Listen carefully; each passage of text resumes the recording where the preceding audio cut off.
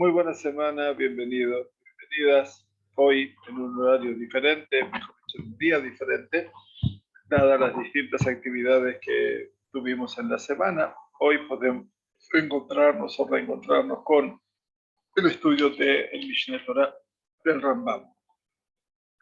Les damos la bienvenida, estamos transcurriendo esta semana tras Tisha B'Av y conforma esta semana un arco maravilloso que son de 7 semanas, 7 tiempos, como estamos acostumbrados en otra parte, en otra época del calendario, donde contamos desde Pesach hasta Shavuot. Aquí contamos desde Tisha B'Av, su salida, hasta Rosh Hashanah.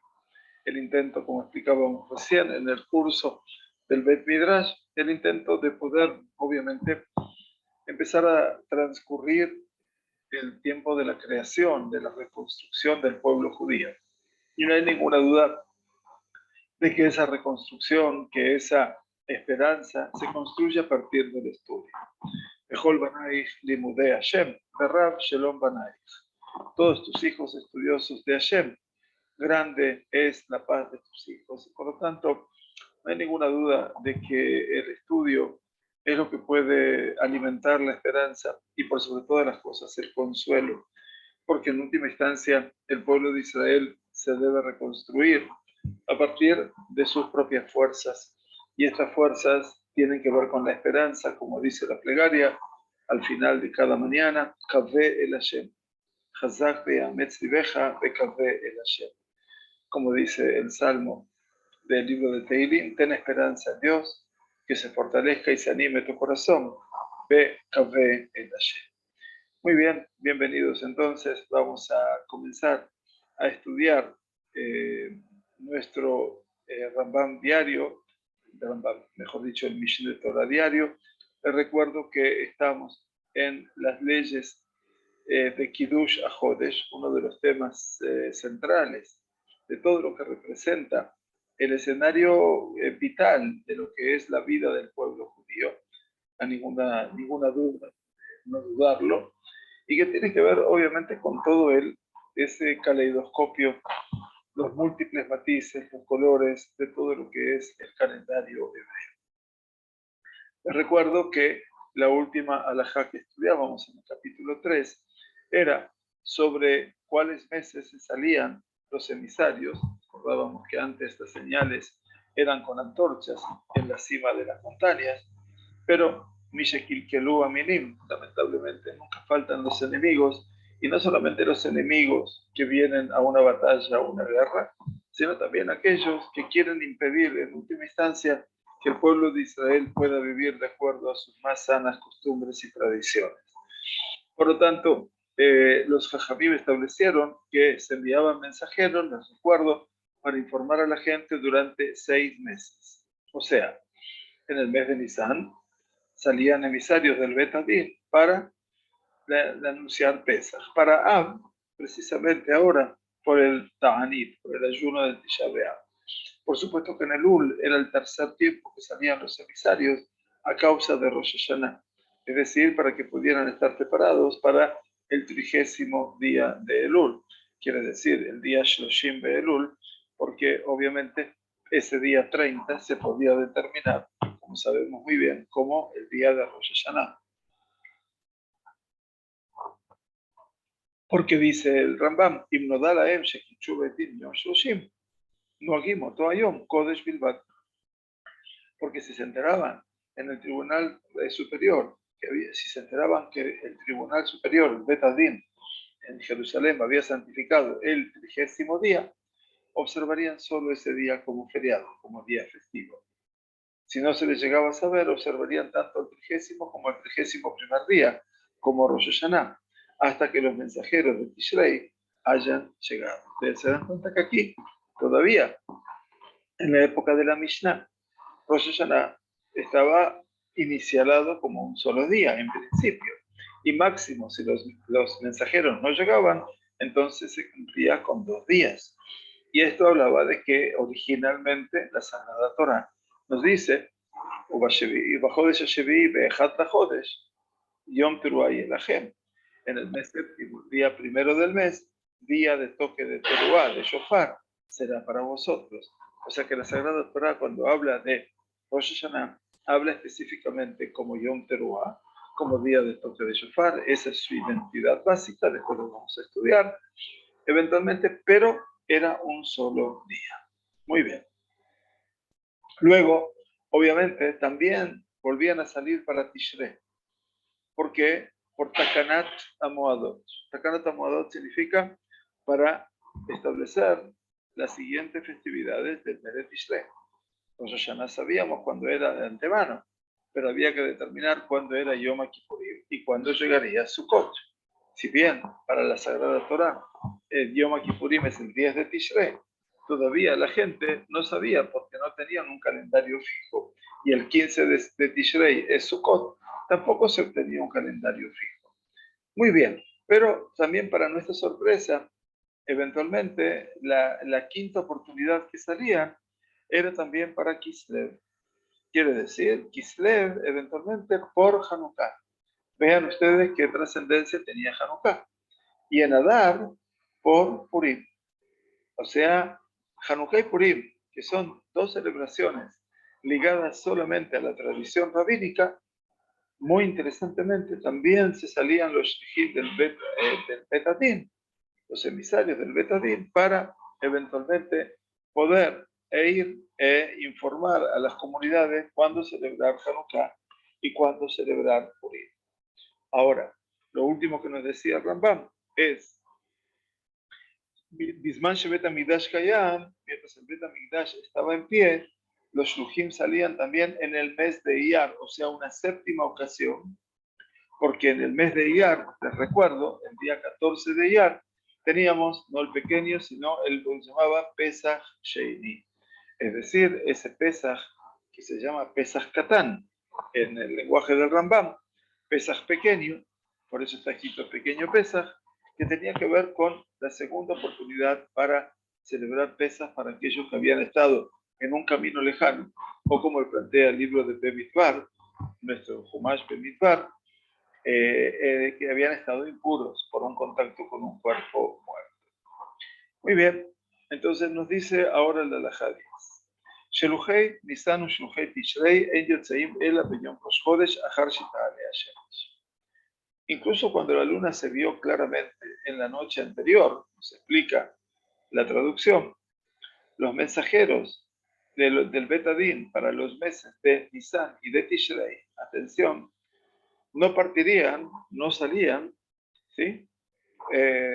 Hasta que saliera el sol. Y, fundamentalmente,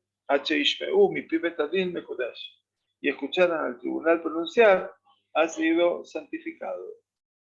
Significa esto que a causa del establecimiento Takanat Hagib, Nisan, Pesach, que va a venir después Shavuot, y Tishrei, Rosh Hashanah, que ya sabíamos, Yom Kippur, Yom Kippurim y Chag Sukkot, dice, a causa del establecimiento de las festividades que acontecen en estos meses, dice, no se podía eventualmente apoyar en cálculos, eventualmente, y suposiciones, sino que tenían que esperar hasta que verdaderamente el Betadín hubiera dicho, Mekudash está santificado, y entonces se establecía el Rosh Chodesh en forma concreta. Bien, ahora, dice Rambam, sin embargo, si la corte rabínica, santificaba la luna al final del día 29, atención, lo cual es posible, como lo hemos explicado, que Moshe Amarno, Mekudash, y los mensajeros escuchaban que la corte declaraba Mekudash ha sido santificado, entonces dice Yotzei mi Ba'erev. Eso solamente si habían escuchado eventualmente en el día de Rosh Chodesh, después de que salía el sol. Ya era el día después, el día 30 eventualmente. Pero si lo escuchaban el día 29, en la tarde podían salir a anunciar. Está muy bien. Quiere decir, Yotzeim Ba'erev, en la noche de Rosh Chodesh. Ahora bien, Ushluchei She'ar Shisha Chodashim, los mensajeros de los otros 6 meses, que habíamos hablado, יש להם לצאת בערב אחר שנדע הירח. ellos sí podían salir de los restantes meses que se encontraron, que contamos en la alajá anterior, podían salir ya en el atardecer, después de que se observaba la luna, a pesar de que todavía dice haber avistado la luna, aunque la corte no había santificado el mes nuevo. Ya que se ha visto la luna nueva, pueden partir porque la corte seguramente santificará el mes nuevo al día siguiente. Hay una diferencia con Nisan y con Tishrei, obviamente que con los restantes meses, como ustedes pueden verlo, porque de Nisan y Tishrei depende Pesach y Shavuot, y de Tishrei depende Rosh Hashanah, que había sido considerado Yom Kippurim y Sukkot, la mayor parte de la celebración. Bien, después nos quedan Shabbat y Rosh Chodesh, nada más que eso es cotidiano. Y después Hanukkah y Purim, que tienen un emplazamiento menor que las celebraciones de la Sagrada Torah. Bien, muy bien. Ahora bien, nos dice el Rambam, donde quiera que llegaran estos mensajeros, antes de la celebración de las festividades, por supuesto, Yom Tov Echad. Las festividades se observarían durante un solo día, según lo prescrito por la Torah. Muy interesante. Quiere decir, donde llegaban eventualmente los Sheruhim antes de la festividad, hacían solamente un día, como les decía de Rosh Hashanah, por ejemplo. En particular Rosh Hashanah. O Mekomot Rejokot, pero en los lugares que estaban lejanos, donde los mensajeros no llegarían antes de la celebración de la fiesta, donde no llegarían. Entonces, ¿qué hacían? Ayuosim Shenei Yamim Misafek. Las fiestas se observarían durante 2 días a causa de la duda implicada. Y ahí es donde nace todo el tema de Rosh Hashanah, como 2 días. Porque no sabían qué día había establecido un Betadín. La duda, porque no sabían que el día en que el Tribunal Superior estableció el nuevo mes. Bien, aquí tenemos un llamado, el llamado 39. Dice, por lo tanto, si el 30º día siguiente a Rosh Chodesh Adar cayera en Shabbat, no sabrían si Pesach, el 15º día del mes siguiente, se celebraría en sábado o en domingo.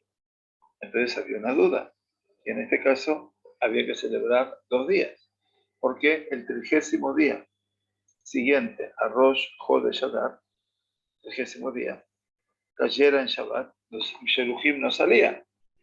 Entonces no sabrían si Pesach, que es el 15º día del mes de Nisan, se celebraría sábado o domingo. Y aquí había verdaderamente una duda. Ahora bien, dice Rambam, en este caso,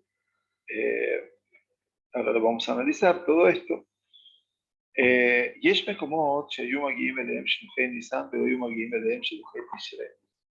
Hay lugares donde los mensajeros enviados para Nisan llegaban, o sea, llegaban a tiempo para la celebración del Pesaj, pero los mensajeros enviados para Tishrei no llegaban a tiempo para la celebración de Sukkot, por ejemplo. ¿Qué quiere decir todo esto? Esto es muy interesante. Dice, ¿por qué? Como explicando aquí para que nos sigan, porque como se explica en la siguiente alajá, que es la alajá número 13, dice, los mensajeros enviados a Tishrei no viajarían en Rosh Hashanah y en Yom Kippur. Entonces ahí se producía un atraso. Entre paréntesis, mencionamos la festividad de Sukkot, pero no Yom Kippur, porque Yom Kippur nunca fue observado por una comunidad en general durante 2 días. Rosh Hashanah 21a relata que Rafa ayunaría durante 2 días, pero esta era una rigurosidad que él aceptaba para sí mismo como individuo. No lo podía imponer a la comunidad, esto es muy importante. La gente de la diáspora ayunaba 10 días después del 30º día siguiente a Rosh Chodesh, Elul, porque la corte siempre se esforzó por hacer de Elul un mes de 29 días. O sea que si se consagraba el día 30, contaban 10 días. Y el día 10 hacían Yom Kippur. Ustedes fíjense, no cuando uno piensa en esta realidad, la incertidumbre que se generaba por cualquier circunstancia, podría haber una circunstancia climática, más allá de aquellos que ponían énfasis en querer entorpecer al judío en su celebración, pero también los emisarios podían podían ser robados en el camino y no podían llegar a destino. Y esto es muy, muy trascendente. Por lo tanto, nos dice el Rambam, hay lugares, repito, donde los mensajeros enviados para Nisan llegaban a tiempo para la celebración de Pesach, pero los mensajeros enviados para Tishrei no llegaban a tiempo para la celebración, en este caso de Sukkot. Sabemos que Yom Kippur no se podía establecer 2 días de ayuno, y esto es muy importante porque hay una regla que establecieron los Jajamim, que eran realmente considerados para la gente. O sea, no se puede decretar sobre el pueblo un decreto que estamos seguros que después ellos no lo van a poder sostener. Y esto es una cosa muy trascendente. Por lo tanto, aquí nos dice el Rambam que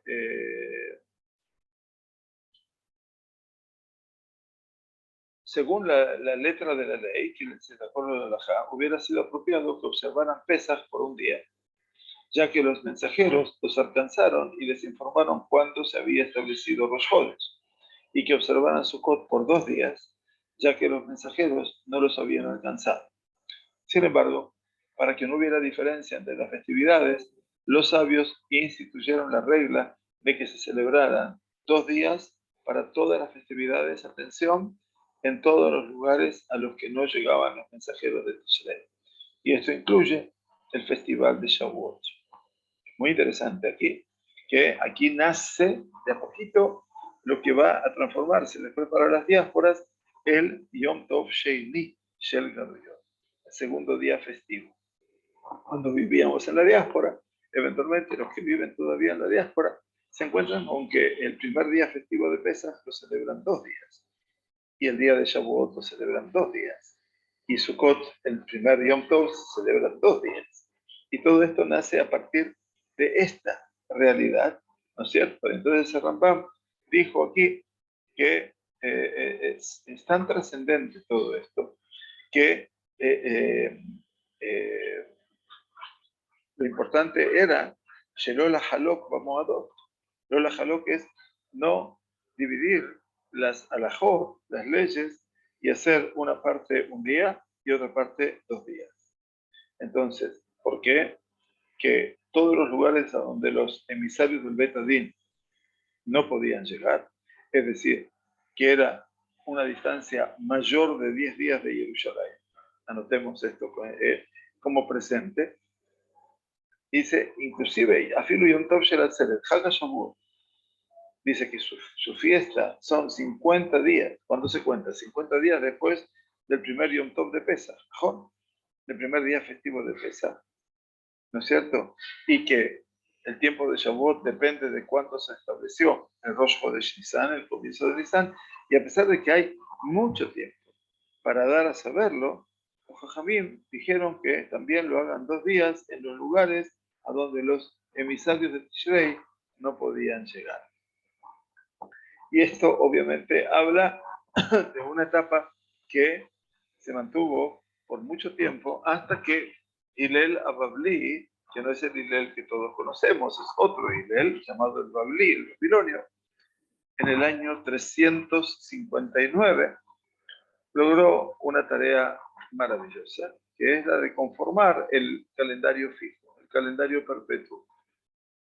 Hasta el día de hoy, prácticamente con poquitísimos cambios, ese calendario de más de 1600 años, estamos en el 2022, esto fue en el año 359, para que ustedes puedan sacar la cuenta, ese calendario nos acompaña hasta el día de hoy. Y por lo tanto hoy no tenemos ninguna incertidumbre con respecto a las festividades y las podemos prever con antelación, no hay ninguna duda. Ahora bien, aquí en la época de Rambam no estaba todo esto, o sea, por lo menos el Rambam, en la época de la Mishnah, perdón, no estaba todo esto. El Rambam sí ya lo tenía. Bekama ben Shluchei Nisan le Shluchei Tishrei. ¿Cuántos más días viajan los mensajeros para Nisan que los mensajeros para Tishrei? Entonces, ¿cuál es la diferencia en el tiempo de ir de los emisarios de Nisan a los emisarios de Tishrei? La respuesta del Rambam es Shenei Yamim. 2. ¿Por qué 2? Sheshluchei Tishrei enam me'alechim be'echat de Tishrei. Porque los mensajeros de Tishrei no viajan el primero de Tishrei, porque esto es un día festivo, un Yom Tov, es Rosh Hashanah. Velo ba'asirei mipnei shu Yom Kippurim. En el 10º, porque es Yom Kippur. Quiere decir, eventualmente, uno es el día festivo de Rosh Hashanah y por supuesto que está prohibido salir del ámbito de la persona, y Yom Kippurim también salir 2000 amot como en Shabbat. Y entonces, ¿qué hacían? Tenían que detenerse en el camino. Entonces, ¿cuántos más días viajan los mensajeros para Nisan que los mensajeros para Tishrei? En realidad, la diferencia que hay es los mensajeros de Tishrei no viajan el primero. Son 2 días, eventualmente, como nos explican aquí la explicación. También existe la posibilidad de días adicionales si hay más sábados en Tishrei que en Nisan, por ejemplo. Y en este caso va a haber más días para poder salir adelante, para poder llegar a los lugares. La halajá número 14 nos enseña el Rambam. Dice, no es necesario que haya 2 mensajeros. Eso también es una novedad. El afilu ejad neeman. Incluso la declaración de un solo individuo son creídas. Ustedes saben que de acuerdo a la Torá, al pi shenei haidim yakum davar. Quiere decir que para la Sagrada Torá necesitamos de 2 testimonios para que la cosa tenga asertividad de ley. Sin embargo, para esta tarea alcanzaba con que uno y fuera fiel. Pero Shaliach Bilbat, el afilu tagar y she'ar ha'am sheba bedarko ve'amar. Dice, además, esto no se aplica solo a los mensajeros. Incluso cuando un tagar, un mercader ambulante, presten atención a esto, ¿no? Un mercader ambulante, tagar.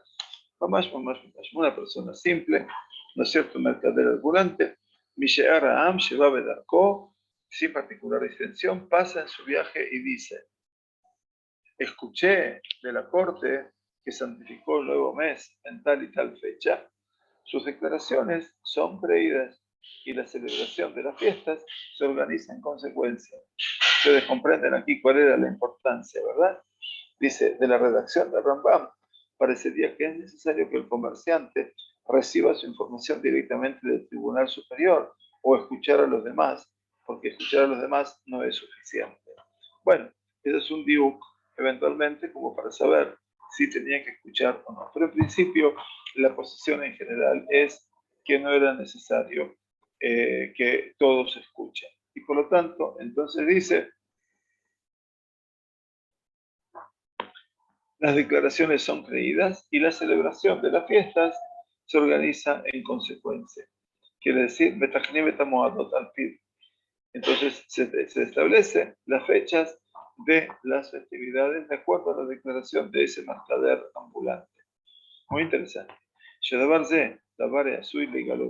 ¿Por qué? La razón de esto que le creen a un mercader ambulante es que este es un asunto que eventualmente se va a conocer, se va a dar a conocer. ¿Qué quiere decir? Como esto, a nivel futuro, un día, 2, una semana más. Entonces, no tienen duda de que, o no tienen temor de que el testigo vaya a mentir. Entonces, de esa manera, eventualmente, se le acepta su testimonio. Bien, o sea, por lo tanto, el testimonio de un solo testigo es aceptable y es suficiente. Y esto es lo que explican, dice la Gemara de Rosh Hashanah, establece que las personas no mentirán sobre un asunto cuando es seguro que eventualmente se revelará la verdad.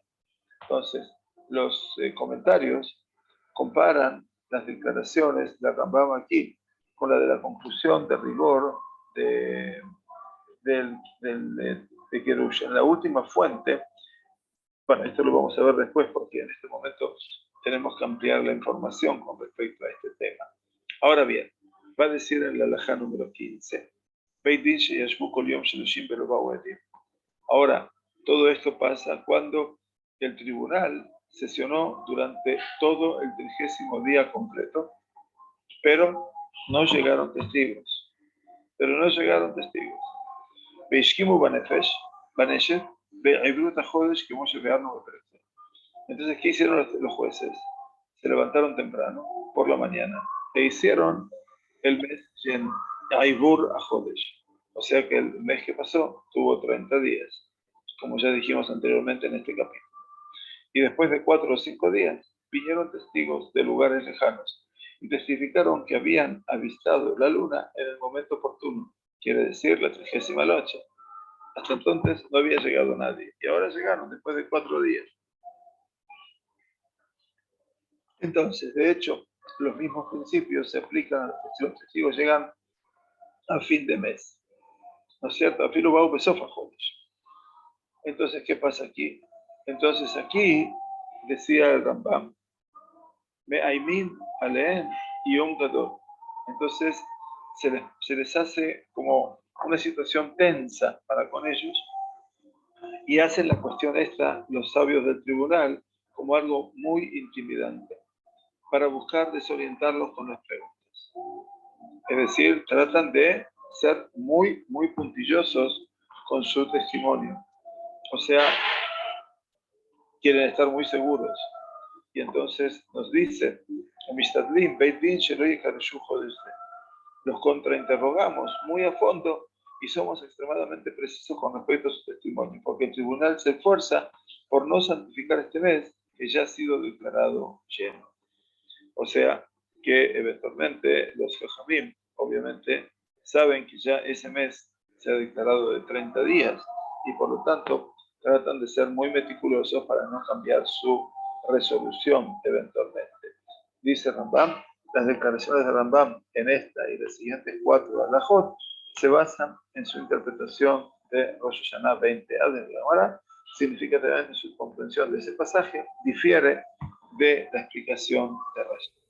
Por lo tanto, entendemos aquí algo muy interesante, que eventualmente el tema de cuando ya el Betadín hizo que el mes tuviese 30 días y los testigos vinieron muy posteriormente, entonces ya el Betadín ya hizo el mes ese embolismal, quiere decir un mes completo de 30 días, y por lo tanto dieron a saber que el Rosh Chodesh obviamente fue el día 30 y eventualmente al día siguiente, porque no llegaron testigos.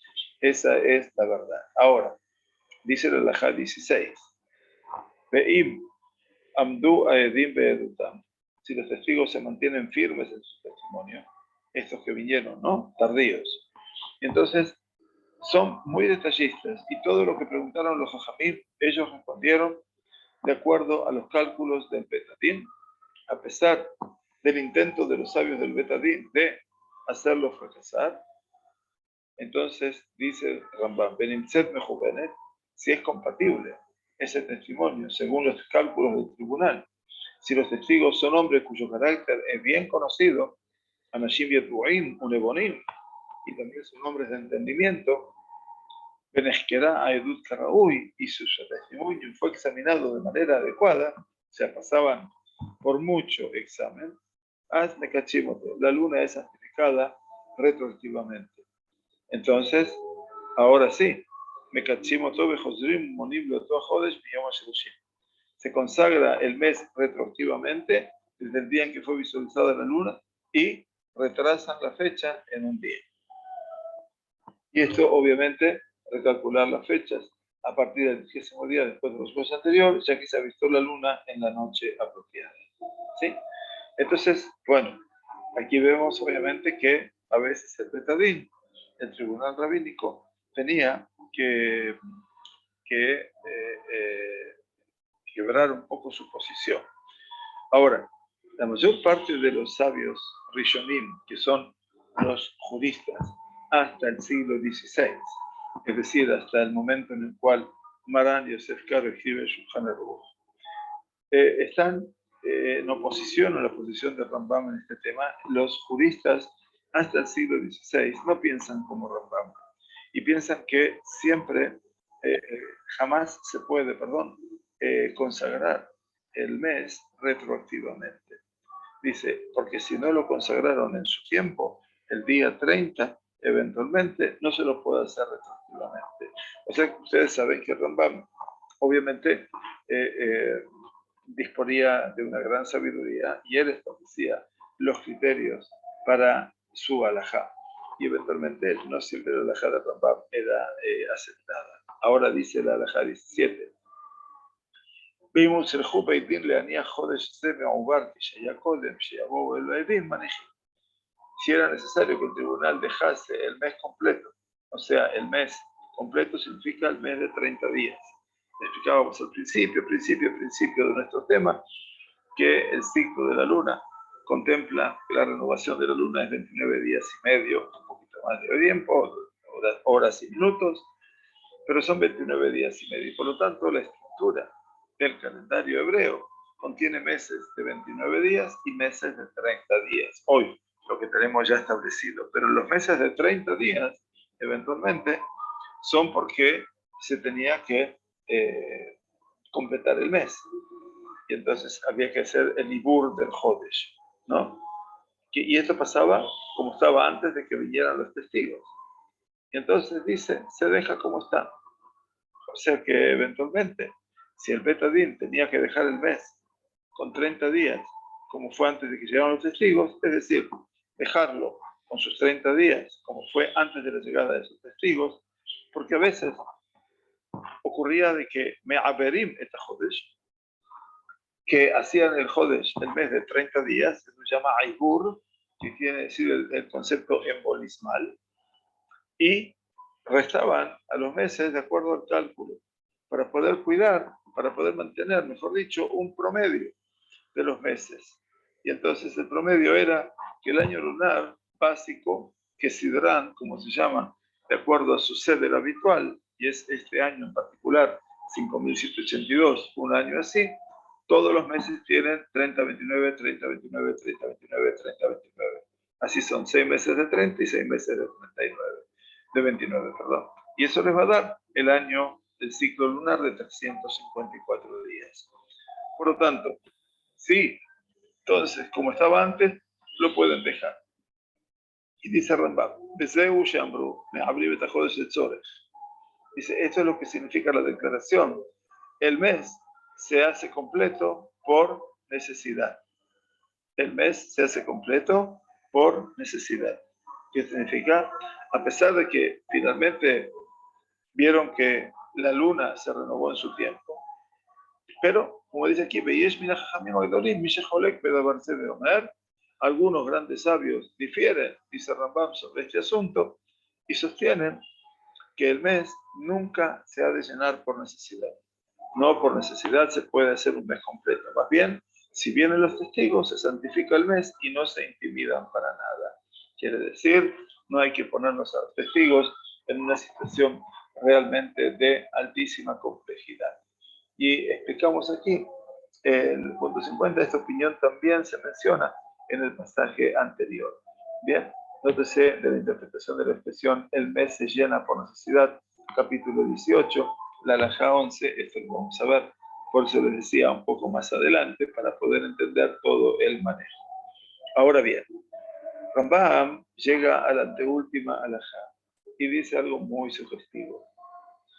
Me parece, Yeraeli, así es como lo plantea. Esto también es la humildad del hombre sabio, ¿sí?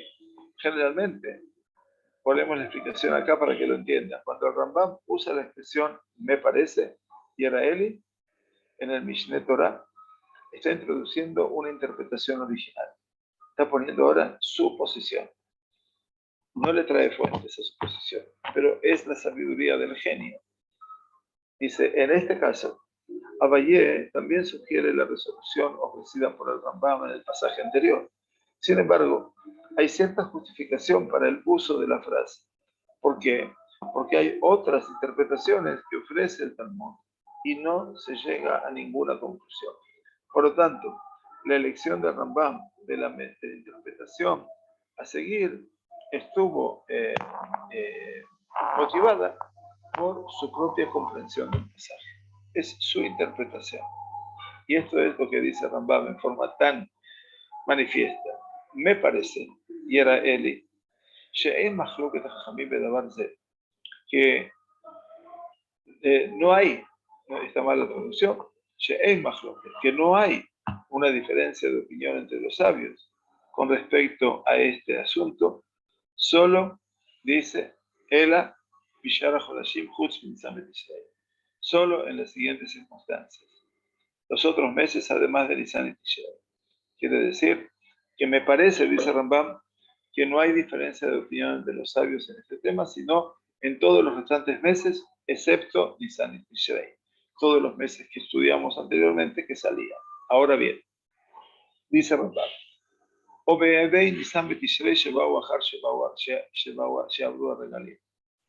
también cuando los testigos llegan, los testigos de Nisan y de Tishrei, llegan después de que hayan pasado las festividades. ¿Ya? Esto es muy interesante. O sea que hay un problema ahora real. Todas las prácticas festivas ya se han observado. Y ha pasado el tiempo de ofrecer los sacrificios y esperar festividades. Por lo tanto, ya no se puede, obviamente, volver a hacerlas. Ya los hicieron de acuerdo a sus cálculos primarios y por lo tanto lo hicieron.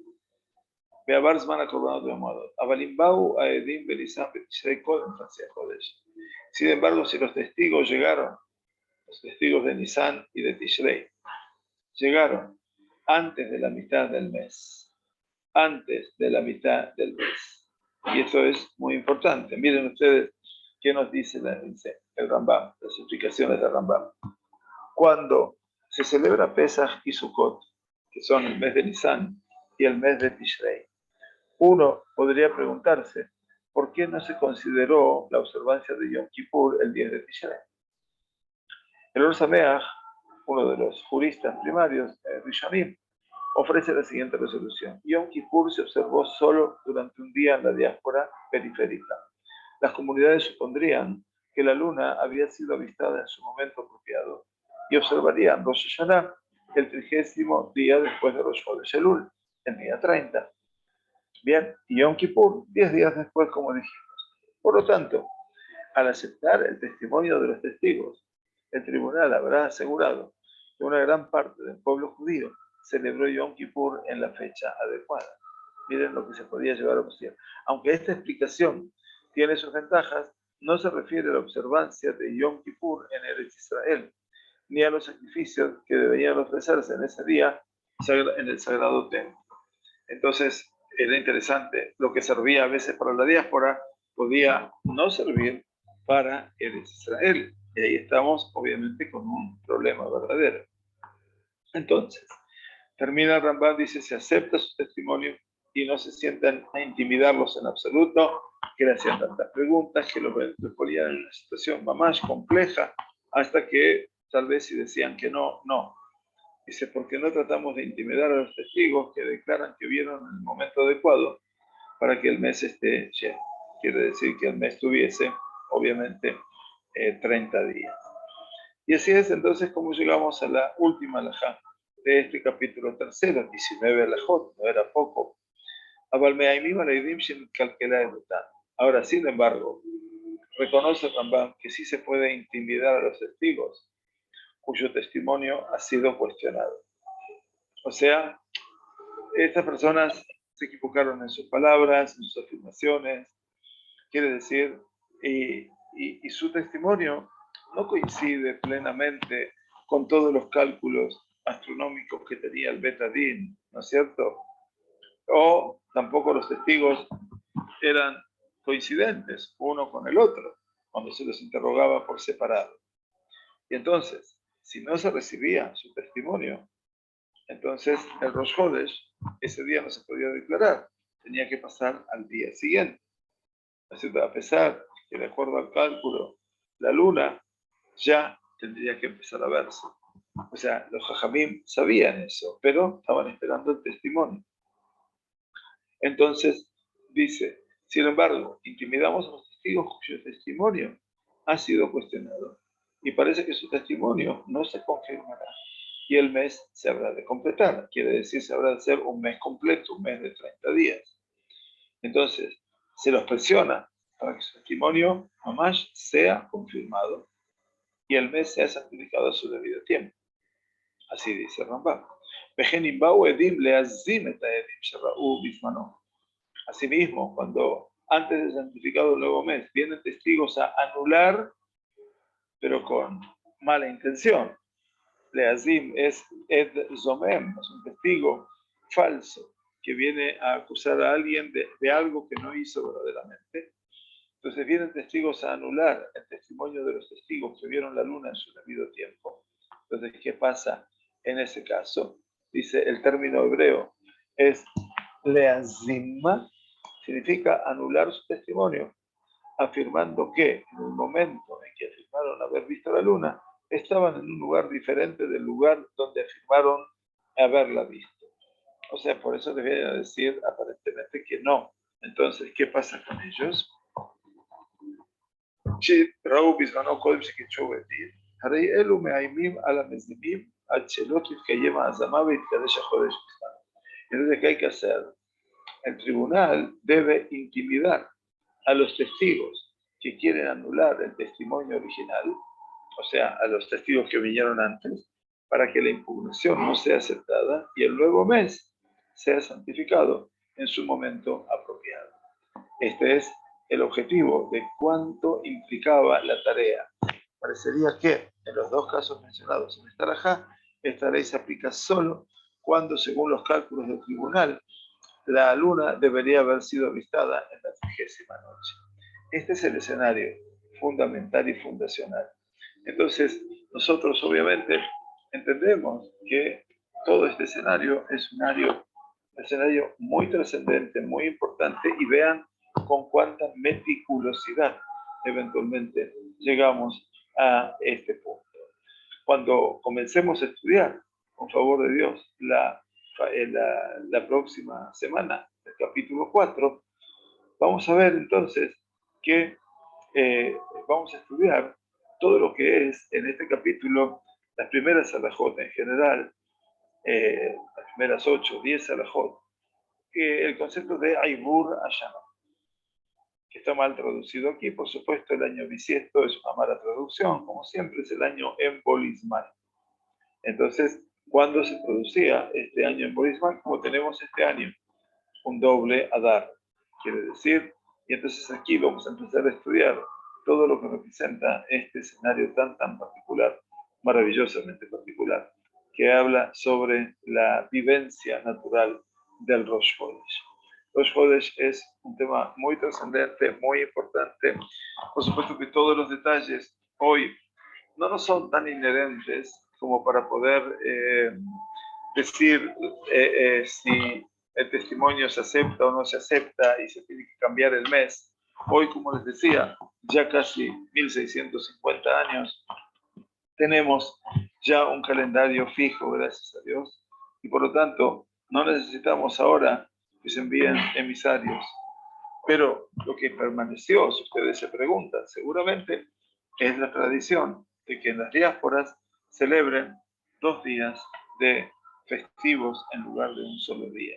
Y esto queda como una referencia a todo esto que estábamos hablando en el día de hoy y la semana que pasó, porque eventualmente todo este escenario es un escenario para nosotros muy interesante y fundamentalmente para poder comprender por qué nosotros que vivimos en la diáspora en su momento celebramos obviamente Yom Tov de Pesach el primero 2 días, el Yom Tov último de Pesach el último 2 días, Shavuot 2 días, Sukkot los 2 primeros días y los 2 últimos días. Y entonces aquí tenemos obviamente un incremento de días festivos, pero que en última instancia todo eso responde obviamente hoy a una tradición, pero ya no a una obligación. Sin embargo, es tan importante cuidar el segundo día de Yom Tov, que si eventualmente yo ya siendo ciudadano de Israel y voy a la diáspora por cualquier circunstancia y me toca estar en Yom Tov, yo tengo que seguir las costumbres del lugar. No puedo profanar públicamente el segundo día de las diásporas, porque eso obviamente abriría una brecha muy grande en el seno del pueblo judío. Muy bien, bueno, que tengamos una excelente semana. Mañana, por favor de Dios, estaremos estudiando Perashat Shavua en un horario diferente porque tenemos que hacer una boda en el Bet Midrash, si Dios quiere. Pero de todas maneras están todos invitados a sumarse, si Dios quiere, a nuestro estudio de Perashat Shavua en el día de mañana. Muchas gracias por acompañarnos, que tengan buenas noches o buenas tardes, y si Dios quiere, nos estaremos escuchando a lo largo de la semana. Que tengamos Besarot Tovot y Shuot en el Muchas gracias.